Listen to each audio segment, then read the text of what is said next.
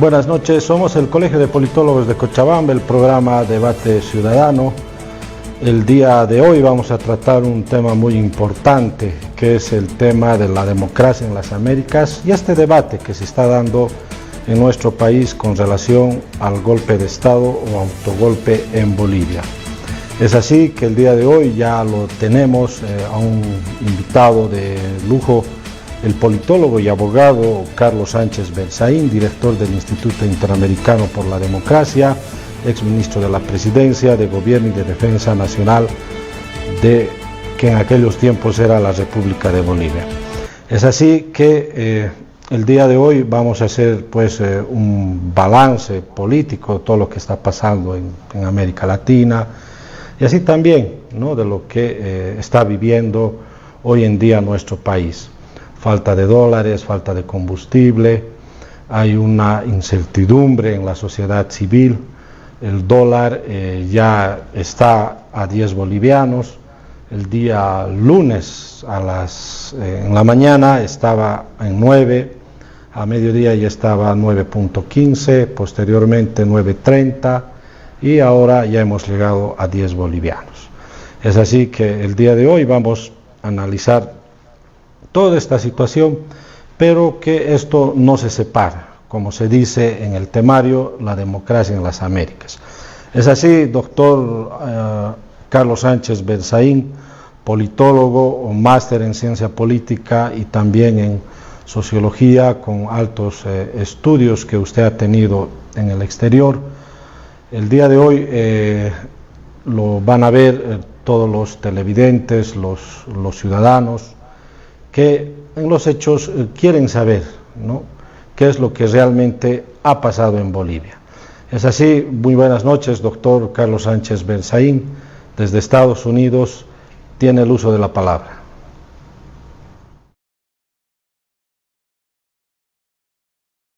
Politólogos de Cochabamba y a las entidades que auspician esta conferencia. Y agradezco también el título que han propuesto, La democracia en las Américas, para llegar al tema específico del proceso que hoy día está viviendo nuestro país bajo estos términos de golpe o autogolpe. Para desarrollar este tema, les propongo un marco conceptual y un marco histórico. El marco conceptual es absolutamente importante porque tenemos que saber de qué estamos hablando. Y ahí hay conceptos que hay que manejar. Concepto de democracia, el concepto de dictadura, lo que es la oposición en política, lo que es la oposición funcional, lo que yo defino como un gobierno paradictatorial y algunos otros conceptos más. Empecemos diciendo que la democracia en las Américas está establecida en la Carta Democrática Interamericana. No es un concepto en discusión. El artículo primero de esta carta, que es un instrumento fundacional, dice: la democracia es un derecho de los pueblos de las Américas y los gobiernos tienen la obligación de promoverla y defenderla. El artículo tercero señala cuáles son los elementos esenciales de la democracia y de esa manera sabemos lo que es la democracia. Para que haya democracia tiene que haber por lo menos 5 elementos esenciales. Primero, respeto a las libertades fundamentales y a los derechos humanos. Segundo, el acceso al poder y su ejercicio con sujeción al Estado de Derecho. Tercero, la separación e independencia de los poderes públicos. Cuarto, la libre organización política y social. Y quinto, en base a todos esos elementos, la celebración de elecciones libres y justas, periódicas, fundadas en el sufragio universal como expresión de la soberanía popular. Eso es democracia. En cambio, cuando hablamos del concepto de dictadura, vale la pena también recordar que se define como dictadura el régimen político que por la fuerza o la violencia concentra todo el poder en una persona o en un grupo de personas, que reprime los derechos humanos y las libertades individuales en beneficio propio. El otro concepto importante es el de la oposición. La oposición es un grupo político de minoría que participa en política con el propósito de tomar el poder. Si no tienen ganas de tomar el poder, eso no es oposición. De ahí viene el concepto, la definición que yo he dado a la ciencia política de lo que es oposición funcional. La oposición funcional es aquella oposición que no tiene ánimo de tomar el poder y que participa en procesos dictatoriales para ayudar a los regímenes a simular una democracia que no existe. Hay otro concepto también importante que vamos a manejar: gobierno paradictatorial. Son gobiernos establecidos en democracia, elegidos democráticamente, pero que le deben su elección a las dictaduras, de manera que cuando toman el poder ponen de inmediato la política exterior y la política interna al servicio de las dictaduras. Estos son algunos de los conceptos que vamos a manejar. El otro marco importante en el que tenemos que trabajar es el marco histórico. Esto que está pasando en Bolivia, esto que pasa en las Américas, el tema de la democracia, etcétera, tiene historia. Y la historia empieza, para poner un hito, cuando empieza a caer el muro de Berlín, el año 1989. Y después de la caída del muro de Berlín viene la extinción de la Unión Soviética y se acaba la Guerra Fría. Esa confrontación entre capitalismo, Estados Unidos, y comunismo, la Unión de Repúblicas Socialistas Soviéticas, que se llamó Guerra Fría y que abarcó prácticamente de la conclusión de la Segunda Guerra Mundial hasta que desapareció la Unión Soviética. Es muy importante considerar la caída del muro de Berlín y la extinción de la Unión Soviética, y en medio de eso, para las Américas, la organización del Foro de Sao Paulo, que es una entidad que se organiza por Fidel Castro en Sao Paulo, que era el único lugar donde tenía la posibilidad de hacer algo en ese momento, con Lula da Silva, que era el jefe del Partido de los Trabajadores, y que se crea para multiplicar los ejes de confrontación frente a la inminente derrota del comunismo frente al capitalismo. La década de los 90, la última década del siglo pasado, es una década de fortalecimiento de la democracia, y ahí también hay que remarcar la primera cumbre de las Américas de 1994, donde de los 35 países que hay en las Américas asisten 34 y había una sola dictadura, Cuba, que estaba en su periodo especial en un proceso de debilitamiento constante. Y la cumbre de las Américas establece los consensos de las Américas que después avanzarían, determinando que primero es el respeto a los derechos humanos y el fortalecimiento de la democracia en la región. El segundo elemento es la lucha contra el narcotráfico, que hoy día sería el crimen organizado con desarrollo sostenible. El tercer elemento es el respeto a la libre iniciativa, a la propiedad privada y la apertura del libre mercado para tratar de crear en todas las Américas un mercado común. Hay más de 30 puntos adicionales de declaración, pero estos son los fundamentales que han de ilustrar todo lo que es la relación en las Américas en la década del 90 e inclusive en la primera década del siglo XXI que influye hasta ahora. La situación de Cuba. Cuba era la única dictadura en un periodo especial, prácticamente una situación de extinción, hasta que llega Hugo Chávez al poder en 1999 y acude a salvar a la dictadura de Cuba, le da dólares, le da petróleo, terminará por entregarle Venezuela entera. Y ahí empieza, a partir de 1999, viene el cambio de siglo, y el siglo XXI nace con una alianza forjada entre Fidel Castro, la dictadura de Cuba, Hugo Chávez, que era el líder visible, era el socio capitalista, el que ponía la plata, presidente de Venezuela, y Lula da Silva, que a los pocos años llegaría a la presidencia del Brasil con la ayuda de este aparato. El siglo XXI nace en las Américas con una sombra, con un movimiento imperceptible que empieza a producir derrocamientos en la región. Cae primero el presidente de la Argentina. No había habido derrocamientos en toda la década del 90, y el siglo XXI se inicia con la caída del presidente del Ecuador, Yamil Maguad, con el pretexto de la dolarización. Cae el presidente de la Argentina, de la Rúa, derrocan en el Ecuador de nuevo al presidente Gutiérrez. Después le tocará a Bolivia, el 2003 derrocan al presidente Sánchez Lozada. En medio de eso, este movimiento formado por Chávez, por Castro y por Lula se expande, y bloquean varios mecanismos internacionales, controlan el Caribe con la construcción del Petrocaribe, petróleo venezolano a cambio de control político y de votos internacionales. Había sido elegido secretario general de la Organización de Estados Americanos el expresidente de Costa Rica, Miguel Ángel Rodríguez, y lo derrocan. Le falsifican una acusación por corrupción de la que después sería declarado inocente, pero aprovechan eso para que él renuncie y llevan a la OEA a una elección en la que el bloque de Chávez, Castro y Lula, que en ese momento se llamaba el movimiento populista bolivariano o el movimiento ALBA, terminará por llamarse el socialismo del siglo XXI, fuerzan a un empate y después convencen al resto de los países democráticos que Insulza iba a ser un secretario general idóneo. Y por 10 años, en la gestión de Insulza, la OEA queda en manos del socialismo del siglo XXI, que incumple absolutamente la Carta Democrática Interamericana y que permite la ampliación de las dictaduras en la región.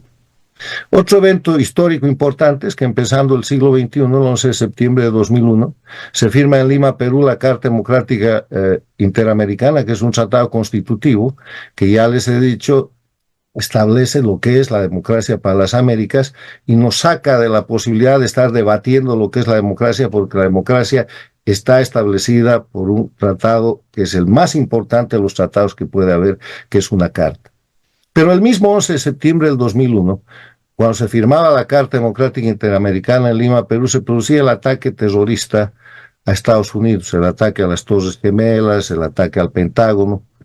El ataque que generaría, y esto es muy importante, una reacción de los Estados Unidos y una acción de carácter mundial, una alianza de países para luchar contra el terrorismo y que haría que Estados Unidos se retire progresivamente de América Latina, abandone compromisos y abandone proyectos en América Latina, abandone inclusive lo que se había acordado en el marco de la primera cumbre de las Américas, y habían venido varias otras cumbres que llevaron después de la séptima cumbre a la firma de la Carta Democrática Interamericana, y que deje el espacio abierto para el crecimiento de lo que hoy día se conoce como socialismo del siglo XXI, castrochavismo. El resultado es que en el siglo XXI se empodera Hugo Chávez a nombre de lo que es el proyecto ALBA o Movimiento Bolivariano, después llamado Socialismo del siglo XXI, y establece la confrontación que él llama a la lucha de los pueblos contra el imperialismo, pero que es en verdad un eje de confrontación de dictadura contra democracia,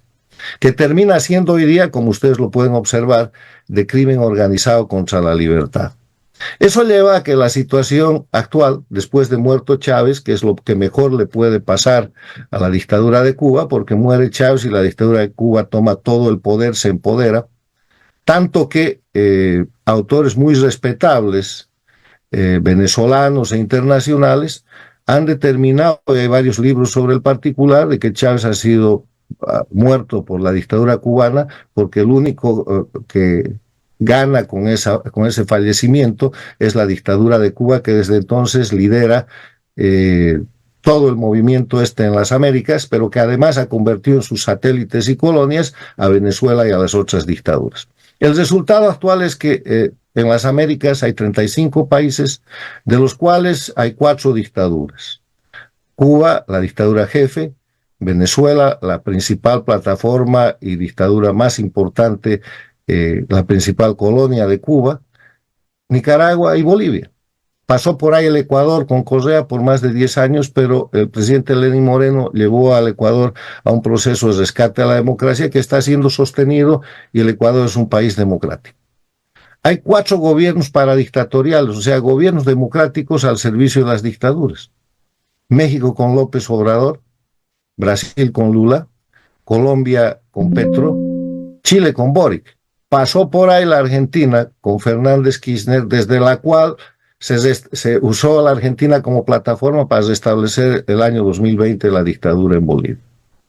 Hay 4 dictaduras, 4 gobiernos paradictatoriales. Está en observación la situación de Honduras como gobierno paradictatorial, que acaba de auspiciar la reunión del Foro de Sao Paulo en Honduras, pero tiene características especiales y por eso está señalada como acercándose a ser un gobierno paradictatorial más. Y el resto son países democráticos en los cuales se cumplen los elementos esenciales señalados por la Carta Democrática Interamericana.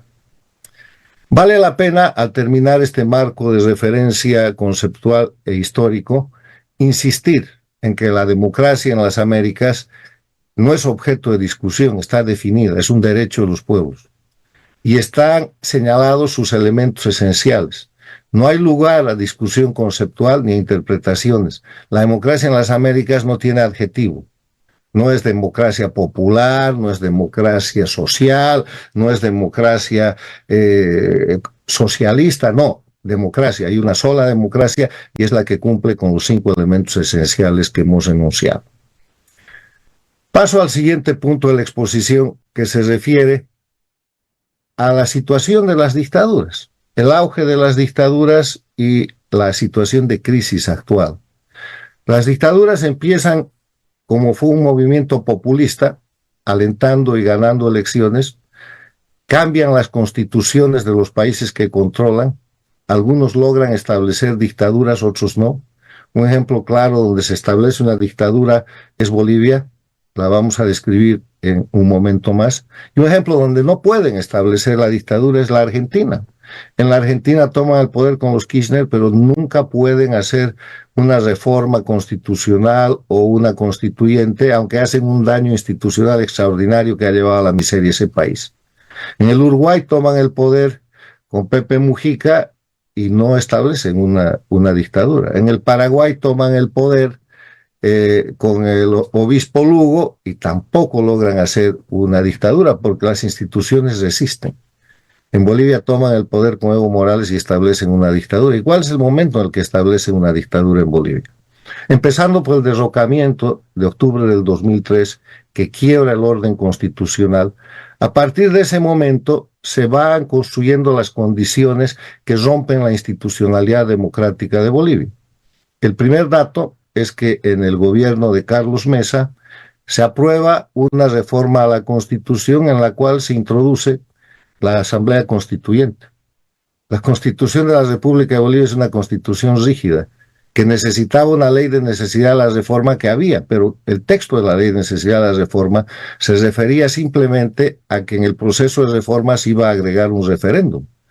No se refería a cambiar la forma de reformar la Constitución y menos a introducir una constituyente. Entonces falsifican la ley, la aprueban en el consenso del acuerdo entre Evo Morales y Carlos Mesa, y ese es el fundamento, el año 2004, que permitirá después la Asamblea Constituyente cuando Evo Morales llega a la presidencia. Evo Morales llega a la presidencia y de inmediato pone en marcha el proceso constituyente. Con toda la falsificación, la Asamblea Constituyente tenía un año para emitir su trabajo y no lo hace. O sea, ya estaba nulidad sobre nulidad, viciada de nulidad. Se producen los incidentes de Sucre, masacre incluida, y trasladan la constituyente a un cuartel en Oruro. Y desde el cuartel en Oruro, la Asamblea Constituyente manda un texto constitucional. Pero no era el texto que Evo Morales quería, porque el texto que manda a la Asamblea Constituyente, con todas sus nulidades y toda la base de falsificación sobre la que se había establecido, no tenía Estado plurinacional y no tenía reelección inmediata, continua. Entonces llevan adelante un acuerdo que se produce entre la oposición de ese momento, que controlaba el Senado, 14 senadores, Jorge Quiroga tenía 13, Doria Medina tenía 1 y presidía el Senado Óscar Ortiz.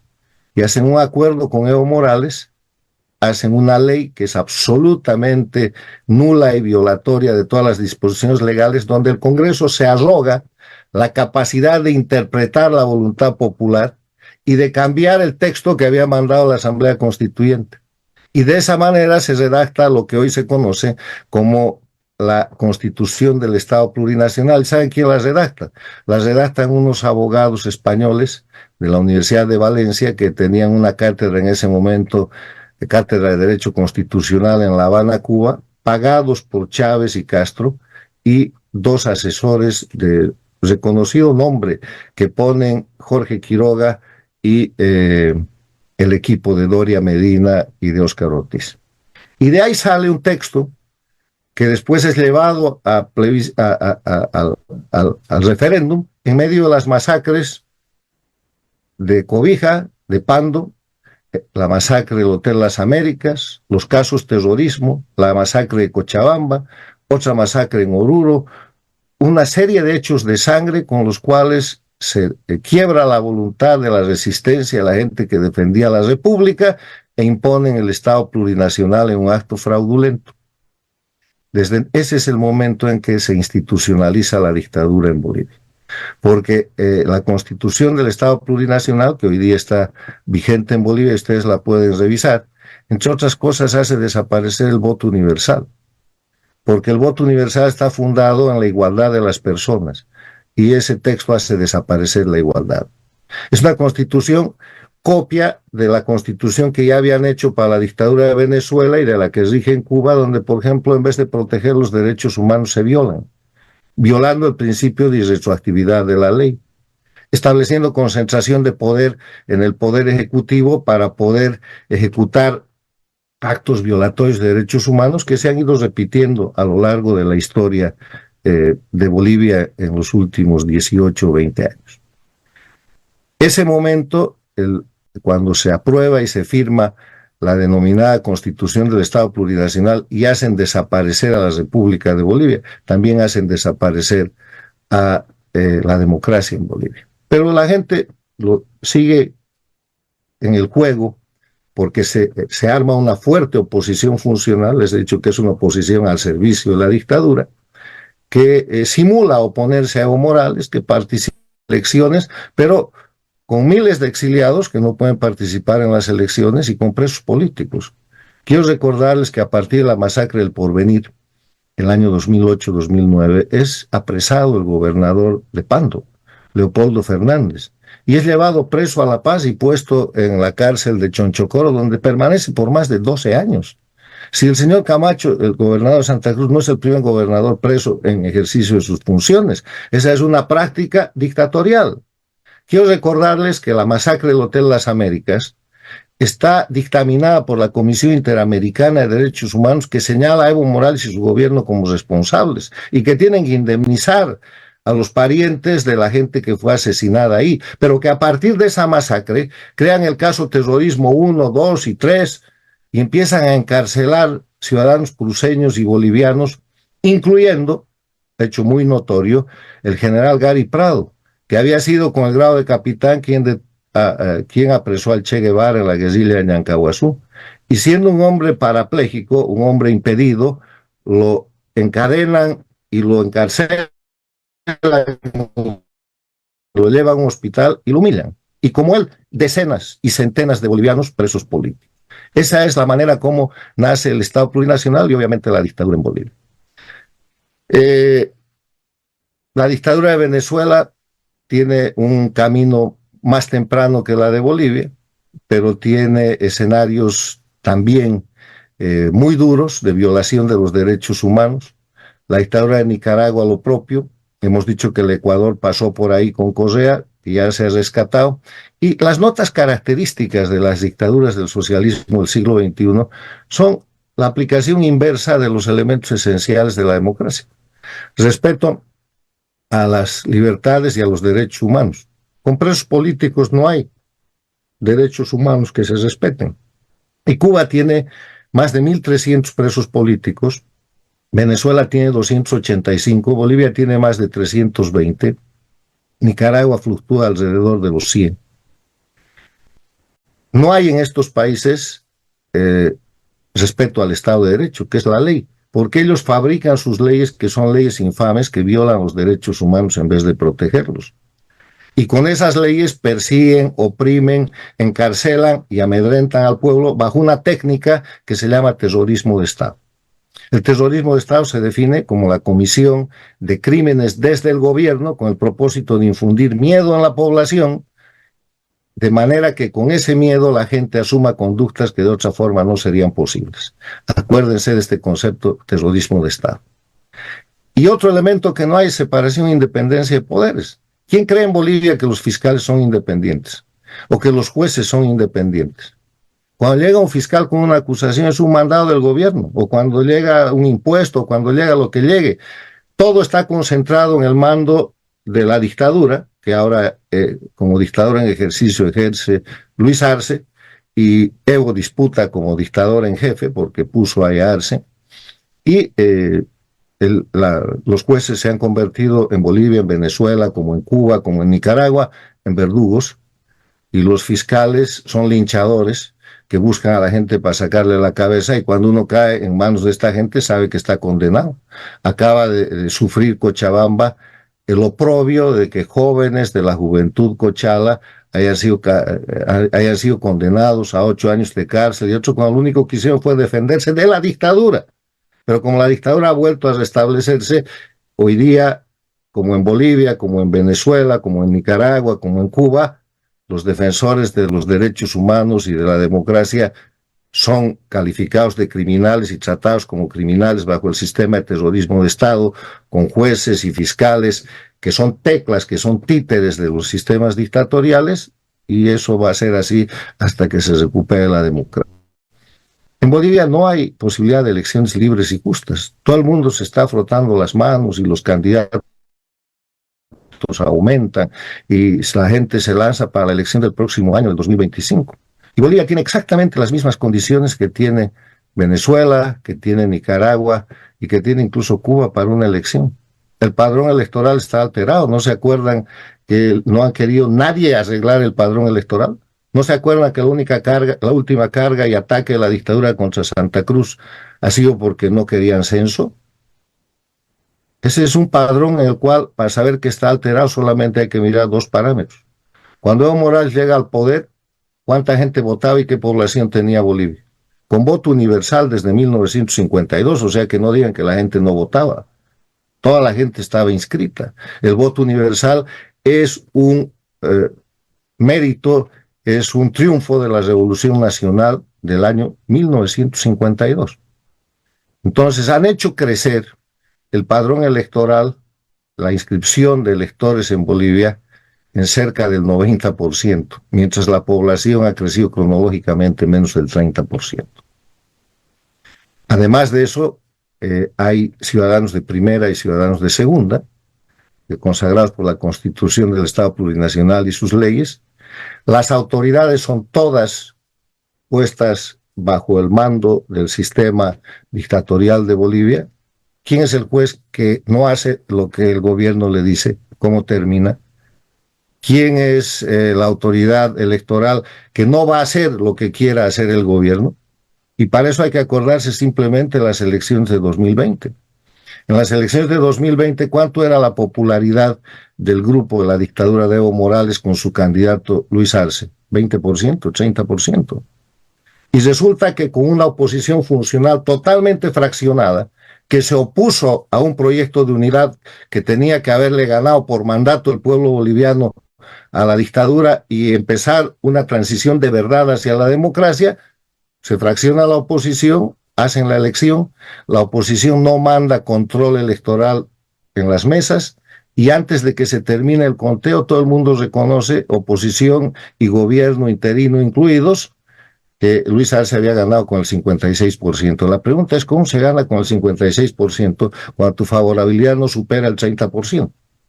Se llama fraude. Se llama un otro concepto que es el de la dictadura electoralista, que funciona en estos sistemas, que es una patente, una marca registrada de Cuba, Venezuela, aplicada en Bolivia y en Nicaragua. La dictadura electoralista es aquel lugar en el que se vota pero no se elige. Los bolivianos han votado el año 2020 pero no han elegido. Y eventualmente vamos a volver a votar el 2025, pero no vamos a elegir, porque toda esta dinámica de fraude electoral incluye mecanismos de propaganda, que incluye opositores funcionales que dicen que van a ganar, pero que dividen la opción de frenar a la dictadura y que además se someten a sus maniobras y leyes, lo impiden. Ese es el cuadro de las dictaduras en las Américas, que se desarrollan y tienen presencia en este siglo, pero tienen una muy mala noticia. Los pueblos están en resistencia civil. Ninguna de las dictaduras, ni Cuba, ni Venezuela, ni Bolivia, ni Nicaragua, supera una favorabilidad, ni llegan al 20%. Uno de los temas que llama la atención en Bolivia es precisamente el dato de la última encuesta de Sid Gallup, encuesta internacional, que en el mes de mayo de este año, 24 de mayo, le da a Luis Arce Catacora un respaldo de aceptación de su gestión del 18%. Es el tercer peor presidente de la región. Y eso lo pone en el marco del grupo de Díaz-Canel de Cuba, de Maduro de Venezuela y de Ortega de Nicaragua, que tienen el repudio de más del 80% del pueblo.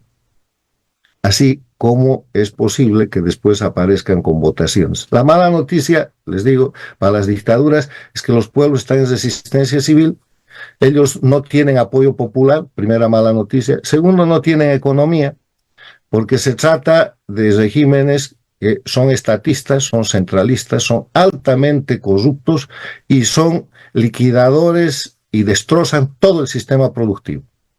Cuba destrozó la producción de azúcar. Cuba era una potencia azucarera cuando llegó Fidel Castro a dominar ese país.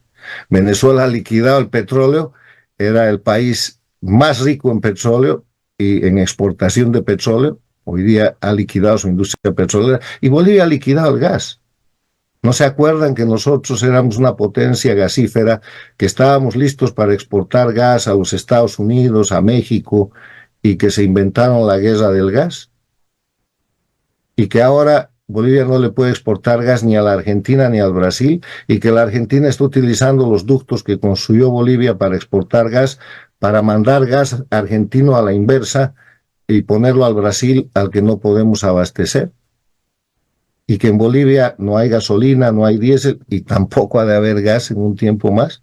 Es el sistema que alguna gente insiste en llamarle el modelo económico del gobierno de Evo Morales. No, es el sistema de las dictaduras del castrochavismo, del socialismo del siglo XXI.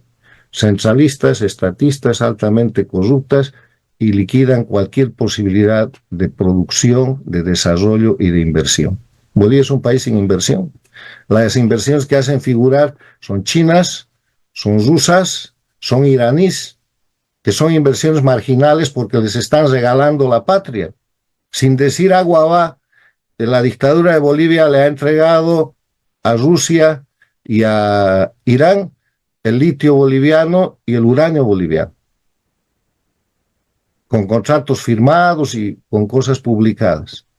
Sin decir nada, el oro está siendo explotado y los minerales por China de una manera absolutamente abusiva, utilizando mercurio y destrozando todo lo que es la fauna y la naturaleza de nuestro país.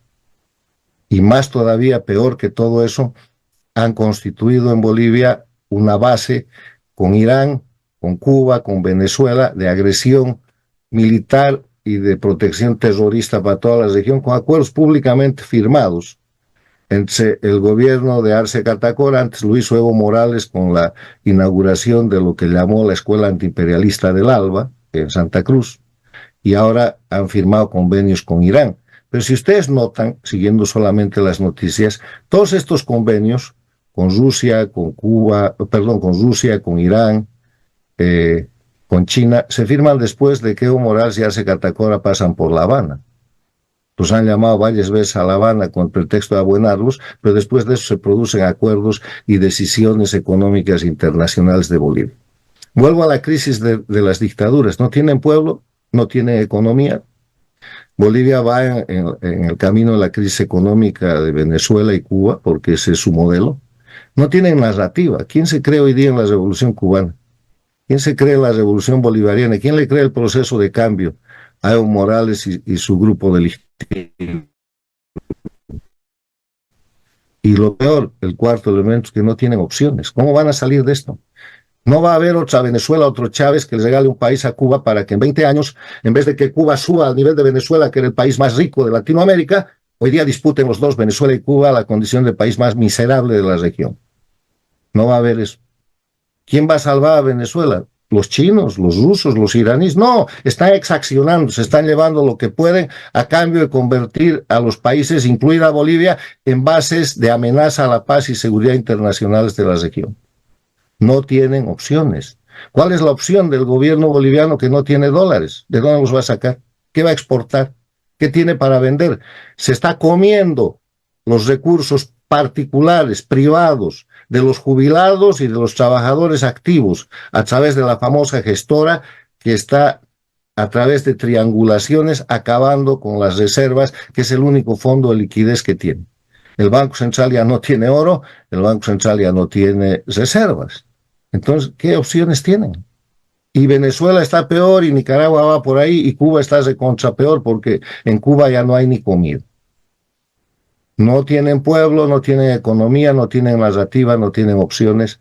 Hay una masiva resistencia civil y los organismos internacionales y los países democráticos van a tener que despertar de su letargo para en algún momento apoyar a los pueblos que quieren recuperar su libertad. Ese es el contexto de las Américas. Ese es el plano general en que se mueve la realidad política, económica y social de las Américas, del Polo Norte al Polo Sur. Y en ese contexto hay países que llaman la atención, como por ejemplo la Argentina, que acaba de salir por elecciones de un gobierno paradictatorial a un gobierno que está tratando de cambiar el país con Milei. Ahí van. Hay un esfuerzo y hay una dinámica diferente. Ahí tenemos a México, que parece que va a pasar de un gobierno paradictatorial a otro gobierno paradictatorial, porque López Obrador ha logrado que su candidata gane la elección. Ahí tenemos el fenómeno del Ecuador, que ha salido de ser una dictadura por medio de la gestión del presidente Lenín Moreno y que sostiene el camino de democracia y de libertad frente a una gran amenaza del crimen organizado, porque el crimen organizado son las dictaduras. Antes armaban guerrillas urbanas o rurales, ahora operan con el crimen organizado, que es la tecla que ellos pueden manejar, porque además estas 4 dictaduras, incluidas Bolivia, son narcoestados.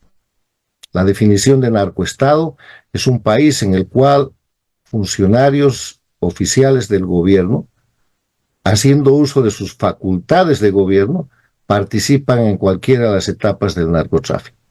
Y para no dar los ejemplos de Cuba, Venezuela o Nicaragua, miremos Bolivia. ¿Qué es el MAS? El MAS es la sigla que se han comprado para volver político el conjunto de federaciones de productores de coca y de cocaína que hay en Bolivia.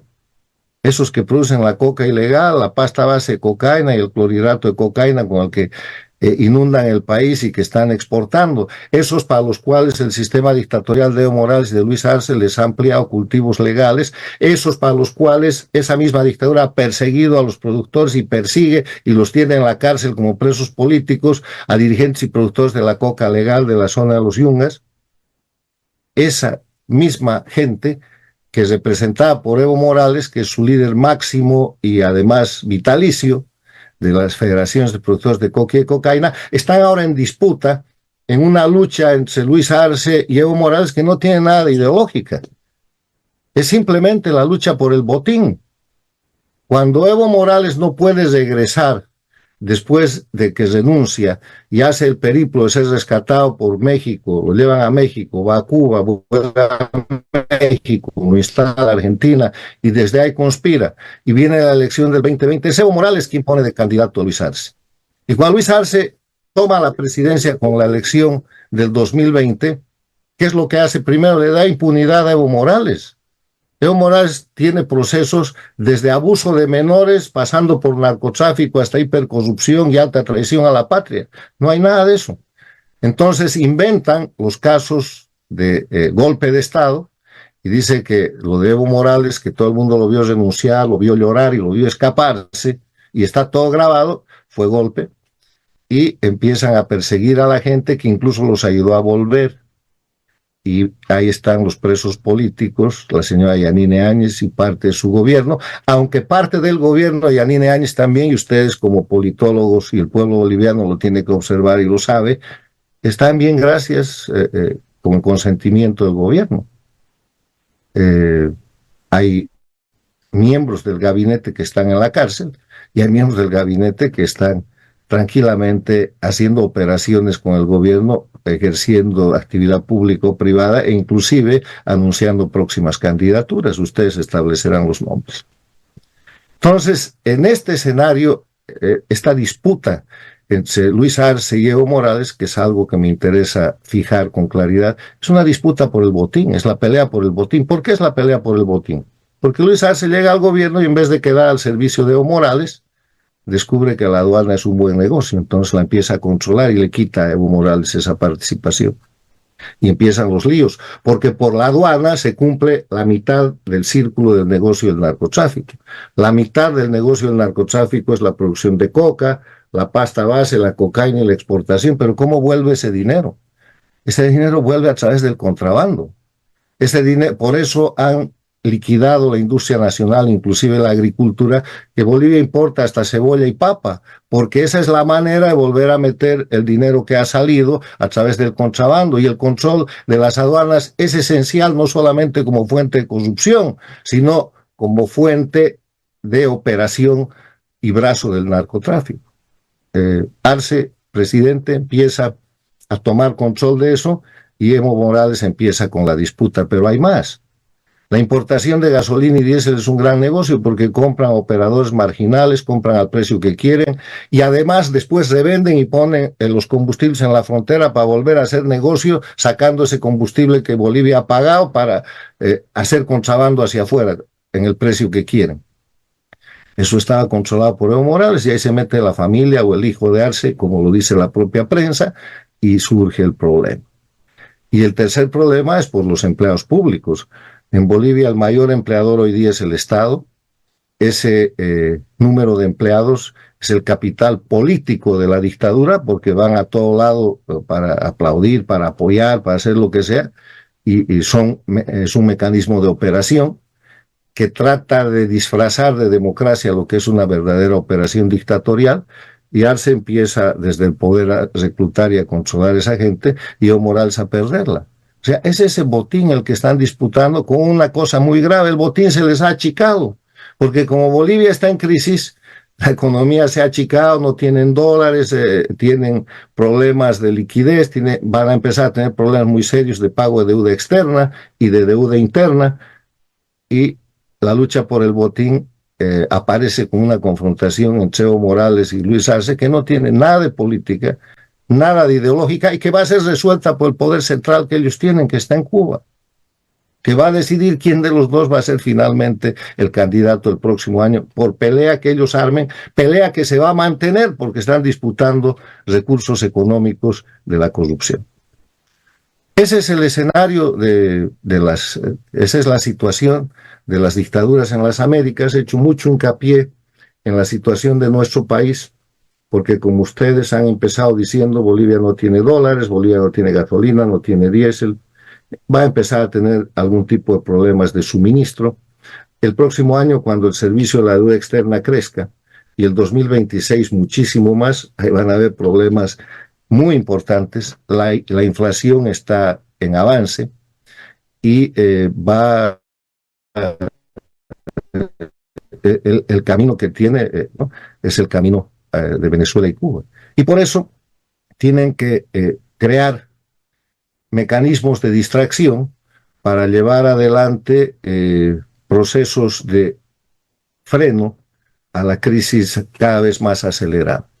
Esto me lleva a dar mi opinión, que la di el mismo día en que se presentó la situación sobre el supuesto golpe de Estado en Bolivia.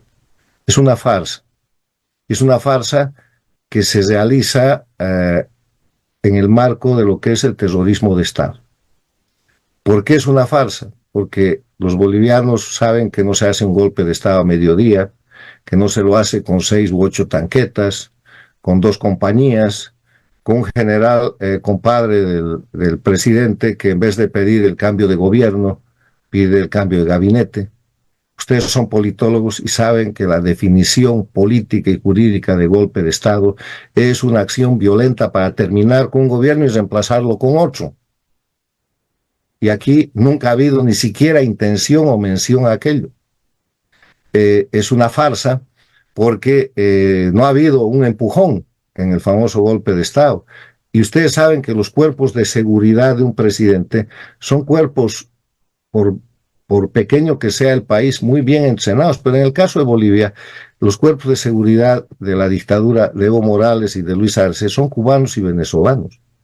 Y las fuerzas bolivianas, policía y militares, cumplen un papel secundario. ¿Dónde estaban ellos? No ha habido un empujón entre los grupos de seguridad. ¿Ustedes creen que si a cualquier palacio de gobierno de cualquier país le ponen una tanqueta que abolla a la puerta, no van a haber disparos, no van a haber acciones mecánicas de la seguridad, un proceso de cubrir al presidente o de llevarlo a buen recaudo, en lugar de que él baje y se entreviste con su comandante? Comandante que además Zúñiga, una vez que Arce Catacora dice que se vaya, se va. Y después de que se ha ido, lo apresan, y como estaba sorprendido porque lo apresan, al entrar a la policía donde estaba ya preso, declara que había hecho esto a pedido de Arce Catacora. La confesión de parte es el prueba, pero además de confesión de parte, la realidad objetiva es un ridículo. Es un ridículo, además, bien organizado para que suceda bajo tres circunstancias. Primero, esa semana se estaba celebrando la Asamblea General de la Organización de Estados Americanos en el Paraguay. Están todos reunidos y ese es un escenario extraordinario para la propaganda, cosa en que le fue magnífico a la dictadura de Bolivia porque logró que en cuestión de media hora la mayoría de los países democráticos de la región respalden la democracia de Bolivia, que no existe. Pero además de respaldar la democracia de Bolivia, que respalden al presidente Arce Catacora, que tiene 18% de aprobación a su gestión y que es el tercer peor presidente calificado en América. La otra cosa que hicieron, el golpe de Estado a plena luz del día, el supuesto golpe de Estado, para tener cobertura mediática importante y para lograr que incluso la oposición funcional de Bolivia y las víctimas, los presos políticos, me llamaron mucho la atención los tweets que creo que después fueron borrados del señor Camacho, preso político, y de la expresidenta Áñez, respaldando la democracia en Bolivia. Si hubiera democracia en Bolivia no estarían presos, por amor a Dios. Si ustedes son víctimas de la dictadura, y si no lo pueden decir así, entonces están legitimando una acción criminal que lleva adelante el régimen actual. Y la otra cosa que lograron fue obviamente un proceso post esas 4 horas de show de represión que está en marcha para detener, para apresar y para perseguir bajo el sistema de terrorismo de Estado, miedo, miedo, miedo, a militares que no están comprometidos con el régimen, a gente que emite libremente su opinión, y hacer una cosa que a mí me ha parecido una verdadera barbaridad en el marco de la ya inexistente institucionalidad de las Fuerzas Armadas. El hecho de que los cuarteles militares o las dependencias militares puedan ser violadas sin ninguna restricción, diciendo que están buscando gente por efecto de esta persecución. Entonces, así está. Esto ha sido una operación de la dictadura, una farsa bajo el término de terrorismo de Estado, que además es una reproducción de casos que ya conocemos. ¿Acaso cuando Morales hizo la masacre del Hotel Las Américas no se fue a Venezuela para no estar aquí? ¿Acaso no dijo que eran secesionistas los cruceños que querían llevarse a Santa Cruz fuera del país y que él estaba defendiendo la soberanía y la unidad nacional para matar a esta gente y para después perseguir y encarcelar gente con el terrorismo 1 y el terrorismo 2? ¿Acaso en la Cuba de hoy día no están 1.300 jóvenes presos después de que el 21 de julio salieron a pedir simplemente pan, vida y libertad, y los acusan de terroristas y les dan sentencias de 15 años de cárcel? ¿Acaso en Venezuela, cuando el oficial Óscar Pérez se rindió a las fuerzas de la dictadura con grabaciones que son testimonio y que son públicas, después de rendido no lo asesinaron y lo mataron y dijeron que estaba dando un golpe de Estado? ¿Acaso en Nicaragua no encarcelaron a todos los candidatos no funcionales de la oposición antes de la última elección para que con ellos en la cárcel Ortega pueda decir que ha ganado la elección con el 75%? O sea, es el terrorismo de Estado que se repite con falsificación de narrativa, y ahora lo que el gobierno boliviano va a hacer es sostener su posición y evitar a toda costa una investigación internacional. Ya están creando una comisión especial en el Senado, pero si es el Senado de la dictadura, ¿quién del Senado va a decir lo que no quiera que diga el gobierno en Bolivia? Nadie. Tiene que ser, si quieren una investigación en serio, una investigación internacional. ¿Se acuerdan ustedes que en febrero del 2003 hubo un golpe de Estado con intento de asesinato al presidente Sánchez Lozada? Al término de ese hecho, cuando fue controlada la situación, se le pidió a la Organización de Estados Americanos que haga una investigación. Nombró una comisión especial imparcial, y hoy día pueden ustedes encontrar en los archivos de la OEA, de Bolivia y en las redes el informe que concluye dando responsabilidades y estableciendo recomendaciones y diciendo lo que eso había sido. ¿Se arriesga la dictadura a un proceso de investigación de ese tipo? Obviamente que no, porque lo que han hecho es una farsa. Llego hasta ahí para que ustedes puedan formular preguntas, y simplemente diciéndoles algo sobre nuestro país. Bolivia es una dictadura, Bolivia es un narcoestado, Bolivia tiene una crisis que es irreversible bajo las condiciones actuales, y Bolivia no es una dictadura nacional, es una dictadura satélite de un sistema transnacional de crimen organizado. La gente que representa la dictadura en Bolivia, el primer crimen que comete es el de alta traición a la patria, y están entregando y regalando nuestros recursos naturales. Entonces, en la medida en que el pueblo boliviano y sus líderes verdaderos no seamos capaces de señalar a la dictadura como dictadura y llamar las cosas por su nombre, porque eso no es una democracia, si siguen prestándose a la simulación del régimen, entonces las cosas están perdidas. Vamos a ir en un camino en el cual, bajo las reglas de la dictadura se va a reelegir, entre comillas, y va a gestionar la crisis echándole la culpa a alguien. Le echará la culpa al imperialismo, le echará la culpa a algún tipo de fenómeno, pero los verdaderos culpables son ellos, porque son criminales, son corruptos, son violadores de derechos humanos, cometen alta traición a la patria y ahora están ejerciendo terrorismo de Estado. Politólogo y abogado Carlos Sánchez Berzaín. Bueno, estamos en la página del Facebook también del Colegio de Politólogos y de Diálogo, la red educativa. Y bueno, existen, ¿no? Preguntas, interrogantes. Usted, doctor, indicaba que el golpe de Estado es una farsa, pero Álvaro Guerra indica, ¿no?, que la Comisión Interamericana de Derechos Humanos condena el intento del golpe de Estado, ¿no?, por parte del Ejército de Bolivia. Por otro lado, también he tomado nota de José Luis Martínez, si puede desarrollar más lo que es el tema de la guerra híbrida, y lo que también indica Martín Reinaldo, ¿no?, en referirse que el vicepresidente Álvaro García Linera indicó que en Bolivia ha habido un amotinamiento militar y que intentó devenir en un golpe de Estado y que se están metiendo con monstruos, ¿no?, refiriéndose al ejército. Y por otro lado, Carla Canelas no indica también de lo que Milei también ha indicado, que este golpe es una farsa y está causando fricciones, ¿no?, diplomáticas con la República Argentina. Sobre la base de esto, doctor, ¿no?, ¿cuál es su criterio?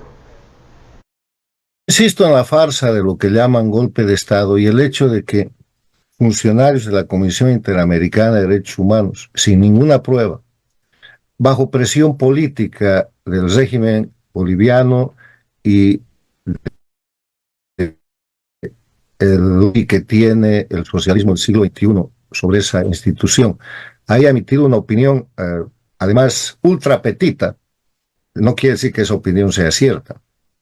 Frente a eso, usted tiene opiniones muy importantes, como por ejemplo la del presidente argentino Milei, que está además abierto al debate, demostrando que esto ha sido realmente un ridículo, y que por protestas que haga el régimen boliviano, el que tiene la razón, tiene la razón.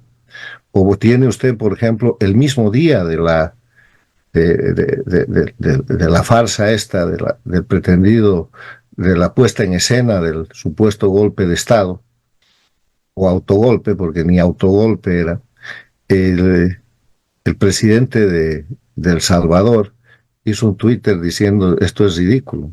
Y hubieron 3 presidentes en el marco de la OEA, 3 países que no se tragaron la píldora de respaldar a la democracia que no existe, Argentina, Ecuador, El Salvador, y después se agregaron más, porque empezaron las dudas del Uruguay y de otros países. Los que sí estaban firmes y seguirán firmes son los gobiernos paradictatoriales de Brasil con Lula, de México con López Obrador, de Colombia con Petro y de Chile con Boric, y obviamente las dictaduras de la región. Entonces, lo único que hay que hacer es mirar la realidad objetiva. Cuando preguntan, ¿y esto ha sido un golpe? Yo respondo como respondía Juan Gabriel, lo que se ve no se pregunta, esto no ha sido un golpe, ha sido una farsa, y todos los bolivianos lo saben. Hay que ver nomás los memes de que empiezan el miércoles, 1 hora más tarde o al mismo tiempo que estaban sucediendo los eventos. Incluso llegaba un meme a decir, ahora que están dando golpe, ¿por qué no piden que la selección meta un gol? Entonces, están haciendo el ridículo, porque esto de ir contra la inteligencia del pueblo boliviano, contra la sabiduría popular, que es la más importante, no genera sino resultados de ridículo y de mayor deterioro. Yo creo que si hacen una encuesta ahora del nivel de apoyo a la gestión de Arce Catacora, habrá bajado del 10%. Pero ya se ha evaluado el efecto económico que le ha causado a Bolivia. Ha puesto a Bolivia en una situación de mucha más crisis económica y ha acelerado la crisis económica que el país sufre con esa maniobra irresponsable, en la que hay que averiguar las cosas, pero con investigadores internacionales. Ahora, yo no quiero mencionar, pero Evo Morales y su exministro están repitiendo que esto es una puesta en escena, que es una mentira. Lo han dicho 24 o 48 horas después. Y toda la respuesta de Arce Catacora ha dicho se están poniendo del lado de la derecha. O sea, no, aquí no hay derecha ni izquierda, aquí hay una dictadura y hay que establecer lo que es la verdad. Ahora, Evo Morales obviamente utiliza eso en el marco de su confrontación, pero él ha dado varios elementos porque conoce la seguridad presidencial de por qué eso no es un golpe de Estado, entre esos que no ha funcionado porque el presidente no ha querido y porque no estaba así ordenado el aparato de seguridad. Yo quiero recordarles un hecho histórico de Bolivia, donde en ese momento el castrismo nos regala una puesta en escena como esta. Era el gobierno de la UDP, de 1982 a 1985. El presidente era Siles Suazo, don Hernán Siles Suazo, un demócrata. Pero tenía una crisis extraordinaria, una hiperinflación galopante, reclamos por todos los sectores, y se presentó una situación en la que varias unidades de las Fuerzas Armadas, por el conducto regular, pedían el relevo del comandante, que era el general Cejas Tordoy. Entonces había una crisis en la que parecía que el gobierno se caía, y de pronto secuestran al presidente. La noticia general en La Paz dice, han secuestrado al presidente. ¿Ustedes se imaginan que se puede secuestrar a un presidente de la República? Sí, pues lo secuestraron. Dizque lo secuestraron. Y después de unos días, cuando todo el escenario cambió, cuando todo el mundo se solidarizó, cuando vinieron los respaldos internacionales y toda la gente que reclamaba se replegó para defender al presidente y apoyar la democracia, apareció el presidente, rescatado por el subsecretario del Interior, Gustavo Chino Sánchez, que después fue su ministro y que era el principal representante de la operación y la inteligencia de Cuba en Bolivia. O sea, ya hemos tenido shows de estos, pero ese estaba mejor hecho, porque por lo menos lo tuvieron unos días secuestrado, disque, al presidente, y sirvió para ganar un gran tanque de oxígeno que le permitió al gobierno avanzar un poco más, aunque igual tuvo que acortar su mandato y solamente gobernó hasta 1985. Ese es el tema de que en Bolivia se hacen montajes y los montajes vienen de Cuba. El otro tema, el tema referido a lo que es la guerra híbrida. La guerra híbrida, conceptualmente, es la agresión que se realiza contra un Estado, contra una sociedad, por cualquier mecanismo que no es precisamente el medio armado o el medio de la agresión directa. Para la guerra híbrida se utilizan las noticias falsas, se utiliza en la revolución tecnológica del siglo XXI el Internet, las redes sociales, se utiliza también el crimen organizado, porque el objetivo es debilitar y destrozar, mejor si es desde dentro, una sociedad y una democracia. El socialismo del siglo XXI o el castrochavismo está operando con guerra híbrida hace rato. Les doy un ejemplo del más exitoso mecanismo de guerra híbrida contra todos los países de las Américas, la migración forzada. La migración forzada, que parece un ataque solo a Estados Unidos y que le ha causado un grandísimo daño, ha perjudicado al Perú, a Chile, a Colombia, a la Argentina. Los migrantes forzados que salen de Cuba, de Venezuela, de Nicaragua, no van a los países que están bajo el control del socialismo del siglo XXI. Los venezolanos no van a Cuba, los cubanos no van a Venezuela, ninguno de los dos va a Bolivia, muy poca gente. Van a Estados Unidos, a México, a Panamá, a Colombia, a Chile, a la Argentina, al Perú. El Perú y Chile han tenido una confrontación gravísima porque pusieron varios cientos o miles de migrantes venezolanos en la frontera y nadie los quería ni de un lado ni del otro. Y el tema no es que la migración sea mala ni que los países estén repudiando a los migrantes. El tema es que estas son migraciones que fuerzan las dictaduras. Venezuela ha sacado el 20% de su población, llegan casi a 8 millones. Cuba, en los 65 años de dictadura, ha expulsado el 50% de su población. Y cuando hay procesos de aceleración para utilizarlo como mecanismo de guerra híbrida, aceleran esas expulsiones porque cuando la gente llega a cualquier país y llega demasiada gente, le causan un problema de seguridad, le causan un problema de salud, le causan un problema de educación y le destrozan la economía. Es como si usted tiene una casa con 3 dormitorios y puede recibir a una familia por una semana, ok, como un acto de amistad, como un acto de generosidad. Pero si le llegan 10 familias, ¿qué hace usted con su casa? No le va a alcanzar la comida, no le van a alcanzar los baños, no le va a alcanzar nada. Explotó su casa, usted tendrá que salir corriendo de ahí. En eso consiste la utilización de la migración forzosa como mecanismo de la guerra híbrida, en desestabilizar ciudades y países donde llegan migrantes que son carne de cañón, están siendo utilizados en esto. En medio de ellos hay agentes, hay criminales, hay espías, hay de todo, pero en general es gente que está siendo empujada, utilizada y manipulada en ese sentido. Y lo primero que hacen es poner en crisis la seguridad de la ciudad. ¿Dónde van a estar? En Nueva York los tienen alojados en hoteles y ahora están reclamando porque dicen que quieren departamentos. Ok, tienen que trabajar. ¿Qué van a comer? Vienen con niños, los niños tienen que ir a la escuela, las escuelas se saturan, se enferman, van a los hospitales, hay que atenderlos gratis. ¿Quién paga? Ese es el problema. Entonces, cosa que no se ha visto en los países que producen esas expulsiones. Eso es la guerra híbrida, y la guerra híbrida tiene mecanismos de control, pero el principal mecanismo de control es la información. Es decir, señores, la migración forzada por conmovedoras que sean las imágenes, no puede afectar a la estabilidad de un país que se respete.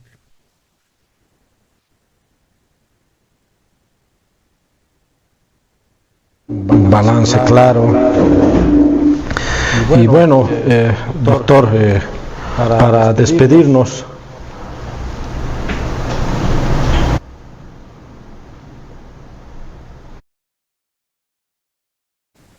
sí, bueno, me da la palabra. Muchas gracias. Mire, decirle que Bolivia está en la cuesta resbalosa, ¿no? Nosotros vamos irremediablemente a una crisis peor, ya estamos en crisis. Que el dólar oficial valga los 6.90 que dice el gobierno y el dólar negro esté llegando a 10, es un indicador lento de la crisis. Quiero recordarles que en la época de la UDP, la inflación de Bolivia fue del 25.000%. Allá vamos. como la inflación de Cuba, como la inflación de Venezuela, simplemente porque no hay opciones. ¿De dónde van a sacar los dólares? Los dólares se sacan con producción, con exportación. La balanza comercial de Bolivia es deficitaria, importa más de lo que exporta. Y el narcotráfico, que llega aproximadamente a un 7 u 8% de nuestro Producto Interno Bruto, no alcanza. Sirve para sostener determinado nivel de la economía popular, pero el narcotráfico no paga impuestos, no sirve para pagar sueldos y no paga deuda externa y no sirve para comprar combustible, que es uno de los principales problemas que tiene Bolivia, que tiene además combustibles subvencionados. Se acercan a Bolivia momentos muy dramáticos en los que mi única recomendación es que tengamos presentes que Bolivia es una dictadura, es un narcoestado y es un satélite de países extranjeros respecto a los cuales los detentadores actuales del poder en Bolivia están cometiendo alta traición a la patria. Y que cuanto más tiempo esa gente detente el poder, más grave va a ser la salida y más difícil va a ser la situación. Y la salida y la situación es solo una. Hay que recuperar la república y la democracia. Usted empezó diciendo en lo que era la República de Bolivia. La República de Bolivia sigue existiendo porque la han suplantado. Porque la Constitución de la República de Bolivia, en su artículo 31, dice: son nulos los actos de quienes usurpen funciones que no les competen o que ejerzan jurisdicción o potestad que no emana de la ley. Desde la ley de la Constituyente del 2004 falsificada, el texto de la Constituyente falsificado, la ley de interpretación del proyecto de Constitución que mandó la Asamblea Constituyente falsificado, y todo el resto de los resultados electorales falsificados, atribuyéndose competencia que no tienen. No podían reformar la Constitución de la República ni cesar la República de esa manera.